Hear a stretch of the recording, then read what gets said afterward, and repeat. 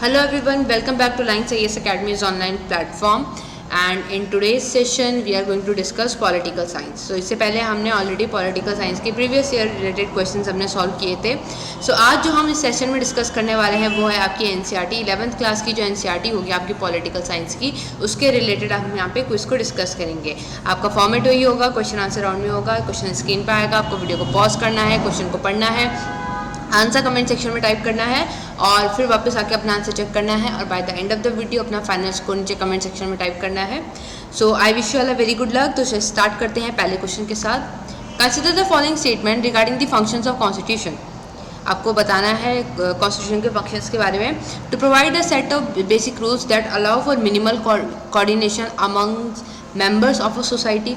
To specify who has the power to make decisions in the society, to set some limits on what a government can impose on its citizen, या फिर to enable the government to fulfill the aspirations of a society and create conditions for just society. और आपको यहाँ पे correct बताना है. आपका option है 1, 2 and 3 only, 2, 3 and 4 only, 1, 2 and 4 only, all of the above. So you have to find the correct statement regarding the functions of the constitution. Here we are having the 4 options and let's see what is the answer. I hope आप लोगों ने comment section में answer लिख दिया होगा. Answer इसका D, which means आपके ये सारे स्टेटमेंट सही हैं. तो जब हम कॉन्स्टिट्यूशन के फंक्शन की बात करते हैं तो पहला to provide a basic set of basic rules. हम जब कॉन्स्टिट्यूशन में देखें तो वो बताता है कि किस तरीके से आप एक सिटीजन को सोसाइटी में परफॉर्म करना चाहिए, एक स्टेट को सोसाइटी की तरफ या सिटीजन की तरफ को क्या रिलेशन होना चाहिए, है ना, मेंबर्स के बीच में किस तरीके का रिलेशन होना चाहिए, वो बताता है. पहला स्टेटमेंट ठीक. To specify who has the power to make decision in a society. So आपको पता होना चाहिए जब एक सोसाइटी का फॉर्मेशन हो रहा है तो किसके पास अथॉरिटी है डिसीजन मेकिंग की, क्योंकि सबको तो दे नहीं सकते हैं. ओके, वो तो फिर आप हर कोई अगर अपना डिसीजन अनार्की क्रिएट हो जाएगी. तो ये भी आपका ऑप्शन में होगा क्योंकि कॉन्स्टिट्यूशन ये भी बताता है. तीसरा, to set some limits on what a government can impose on its citizen. Yes, it is setting some limits on the government too. जहाँ एक तरफ वो सिटीजन को बता रहे हैं, कुछ पावर्स दे रहे हैं, राइट्स दे रहे हैं, उनकी ड्यूटीज़ बता रहे हैं, वहीं दूसरी तरफ वो गवर्नमेंट को पावर्स देने के साथ साथ उनकी लिमिटेशंस भी सेट कर रहे हैं. And fourth one, to enable the government to fulfill the aspirations of a society and create conditions for a just society. जब हम just society की बात करते हैं तो ऐसी सोसाइटी जहाँ पे आपको हर तरफ आपको जो जस्टिस है वो होता हुआ दिखे. सो यहाँ पे enable the government to fulfill the aspiration, ये फंक्शन है, ये गवर्नमेंट को अनेबल कर रहा है. अब आप ये नहीं बोल सकते हैं कि प्रैक्टिकल वर्ड में तो ये पॉसिबल नहीं है, जस्ट सोसाइटी अचीव हो नहीं पा रही है, बट एक्चुअल में कॉन्स्टिट्यूशन इसको इस डायरेक्शन में बातें करता है, इसीलिए ये सारे आंसर सही है. Next question, consider the following statement. If any group feels their identity is being stifled, they will have no reason to abide by the constitution. The more a constitution preserves the freedom and equality of all its members, the more likely it is to be succeed. Third, the Indian constitution has vertically fragments power across the different institutions, judiciary, executive, legislature. So you have to find the correct statement here. Okay, so we are having 3 statement. पहला ये कह रहा है कि अगर कोई group ऐसा को फील हो रहा है कि उनकी आइडेंटिटी को स्टफल किया जा रहा है तो वो कॉन्स्टिट्यूशन को अवॉइड करें या ना करें. दूसरे में कह रहा है कि कॉन्स्टिट्यूशन जो है फ्रीडम एंड इक्वालिटी को प्रिजर्व करता है. तीसरा कह रहा है कि हमारे पास वर्टिकल फ्रेगमेंटेशन है. तो आंसर लिखिए कमेंट सेक्शन में, देखते हैं आंसर क्या होगा. आंसर होगा इसका ए, विच मीन्स आपका 1 and 2 ओनली. अगेन यहाँ पे आप एलिमिनेशन मेथड यूज़ करेंगे और एग्जैक्ट आपका आंसर आता है. देखिए, मान लीजिए हमें अगर इसमें डाउट है कि they will have no reason to abide by the constitution, काफ़ी एक्सट्रीम लग रहा है कि कॉन्स्टिट्यूशन को अबाइड ही नहीं करेंगे, हम इसे डाउट में रख के चलते हैं. ठीक. दूसरा, हमें नहीं पता, अभी नहीं पता, हमें आइडिया कम है. अगर हम तीसरे की तरफ जाएं तो the Indian constitution has vertically fragments power across the different institution. तो जब हम वर्टिकल फ्रेगमेंट्स की बात करें तो इट मीन्स यहाँ पे स्टेटमेंट के अकॉर्डिंग ये कह रहा है कि पहले ऊपर जुडिशरी होगी, फिर एग्जीक्यूटिव होगा, फिर लेजिस्लेचर होगा. क्या कॉन्स्टिट्यूशन में ये देखने को मिलता है? नहीं, हमारे पास क्या है, हॉरिजॉन्टल फ्रेगमेंटेशन है. आपको यहाँ पे अलग अलग देखने को मिलेगा, आपको सारे तीनों ऑर्गन्स का फंक्शन अलग अलग देखने को मिलेंगे. हॉरिजॉन्टल फ्रेगमेंटेशन है, कोई आपको यहाँ पे वर्टिकल हायरार्की नहीं देखने को मिलती है. इसीलिए जैसे हमारा तीसरा स्टेटमेंट गलत होता है, सी गया, आपका बी गया, आपका डी गया, आपका सीधा आंसर 1 and 2 आ जाता है. Next question, consider the following statement regarding the Constituent Assembly. The Constitution was made by the Constituent Assembly, which had been elected for undivided India. Its members were chosen by the direct election by the members of Provincial Legislative Assembly that had been established under the Government of India Act 1935. The Constituent Assembly was composed roughly along the lines suggested by the plan proposed by the Committee of British Cabinet known as the Cabinet Mission. आपको यहाँ पे incorrect statement बताना है. Option है 1 and 3 only, 2 only, 3 only, 1 2 only. ध्यान से देखिएगा, incorrect statement पूछा गया है. Let's see what is answer. Answer is B, which means आपका सिर्फ सेकंड स्टेटमेंट गलत है, बाकी स्टेटमेंट सही है. चलिए एलिमिनेट करते हैं यहाँ पे. अगर हम सीधे पहले थर्ड स्टेटमेंट की तरफ जाते हैं तो कॉन्स्टिट्यूएंट असेंबली जो थी आपकी, जो कैबिनेट मिशन आया था उसके लाइन्स पे बनी थी, बिल्कुल ठीक है. आपको पता है 3 ठीक है, तो ए आपका कैंसिल हो गया, सी आपका कैंसिल हो गया. अब जो ऑप्शन है बी और डी में से, अब इसका मतलब बी तो आपका गलत है, सेकेंड तो आपका गलत है. अब अगर हम फर्स्ट की बात करें तो यहाँ पे इलेक्टेड फॉर अनडिवाइडेड इंडिया, ये स्टेटमेंट सही होता है. जब आप एनसीईआरटी पढ़ते हैं तो ये बिल्कुल ठीक स्टेटमेंट है. Next question. Consider the following statement. The members of assembly placed a greater emphasis on discussion, reasoned argument. They did not simply advance their own interests but gave a principled reason to other members for their positions.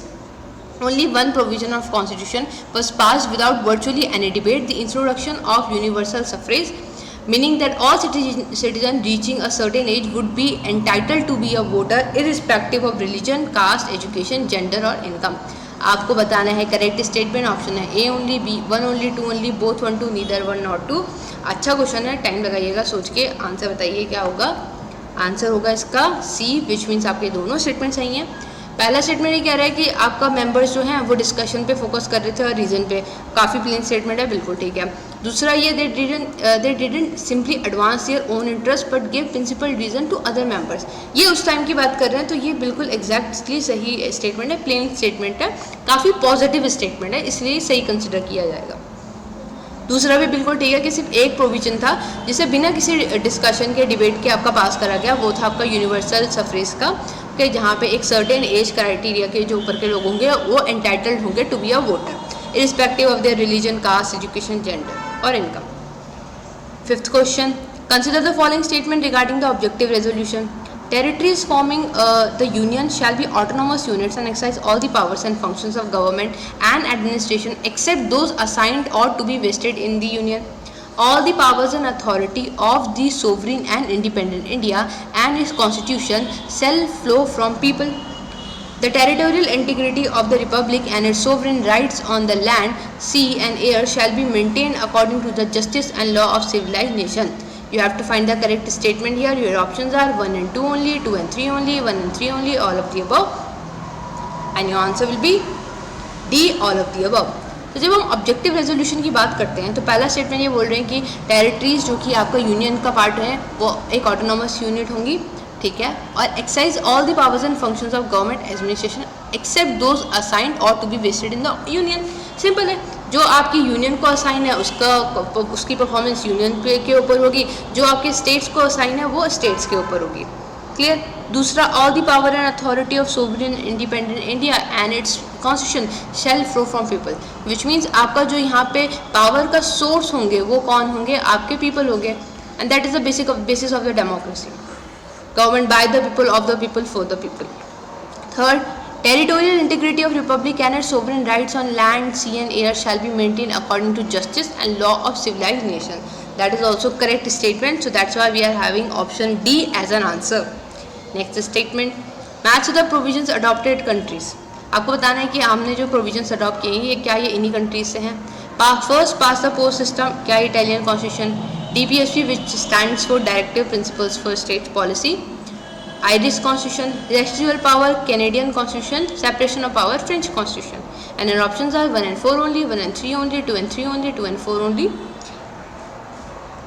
Answer होगा आपका B, which means 2 and 3 only, क्योंकि first past the post system आपका British UK, which means आपका UK से लिया गया है, and separation of power आपका जो है वो USA से लिया गया है. बाकी DPSP आपका बिल्कुल ठीक है, आयरिश है. रेसिडुअल पावर आपका कनाडा से लिया गया है. Next question, which of the following is a good reason to conclude that authority of constitution is higher than that of parliament? The constitution was framed before the parliament came into being. The constitution makers were more eminent leaders than the member of parliament. The constitution specifies how parliament is to be formed and what are its powers. The constitution cannot be amended by the parliament. So you have to find a good reason to conclude कि क्यों आपको लगता है कि जो constitution की authority है वो high है parliament की authority से. आंसर होगा यहाँ पे C, which means the constitution specifies how parliament is to be form and what are its power, इसीलिए कॉन्स्टिट्यूशन ऊपर होगा ना कि parliament. Consider the following statement regarding the fundamental rights. Nehru Committee has been demanded the Bill of Rights in 1928. The Constitution listed the rights that would be specially protected and called them fundamental rights. No organ of government can act in a member that violates them. You have to find the incorrect statement. 1 and 2 only, 2 and 3 only, all of the above, none of the above. And your answer will be D, none of the above. पहला बिल्कुल ठीक है। सबसे Nehru report में हमें Nehru committee के through आपको देखने को मिलता है कि यहाँ पे आपका बिल ऑफ राइट्स है उनके बारे में बात करी गई है 1928 में। नेहरू यहाँ पे ये मोतीलाल नेहरू वाले हैं। दूसरा, कॉन्स्टिट्यूशन में आपके लिस्ट करे गए हैं स्पेशली प्रोटेक्टेड आपके जो राइट्स है, जो फंडामेंटल राइट्स कहा जाता है। और तीसरा, कोई भी गवर्नमेंट का ऑर्गन उसमें एक्ट नहीं करेगा कि उन्हें वायलेट करे, with some exception cases. The following right to provide equal access to public places like shops, hotels, places of entertainment, wells, bathing ghats and places of worship came under which of the article of the Constitution? Article 14, 15, 17, 21. बहुत easy, बहुत direct question. Answer होगा इसका article 50। Clear? Last question आज का। Consider the following statement. Constitution of India has provided for the right to peaceful protest as fundamental right for every section of the society. The right to seek strike has also provided by the Constitution as a fundamental right for the labor to ensure their welfare. आपको incorrect बताना है, 1 only, 2 only, both 1, 2, neither 1 nor 2. And the answer will be B, which means 2 only, क्योंकि right to strike आपका fundamental right नहीं है, peaceful protest हमारा fundamental right है। Clear? So with this let's conclude today's session. अपना final score लिखना मत भूलिएगा, 10 में से कितने मार्क्स हैं। मिलते हैं नेक्स्ट सेशन में। Till then, thank you so much.